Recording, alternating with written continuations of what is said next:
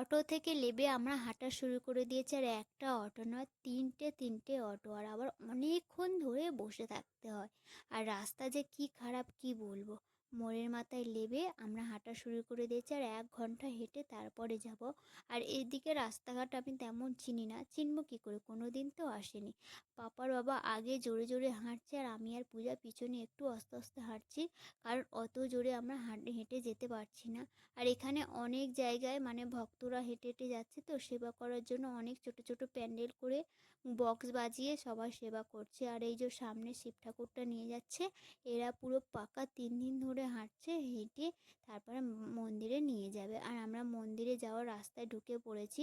আর বুঝতেই পারছো, এ সাইডে ওই সাইডে ছোট ছোট দোকান নিয়ে বসেছে, আর আমরা তো পিছনেই আছি, আর পাপার বাবা আগেই যাচ্ছে।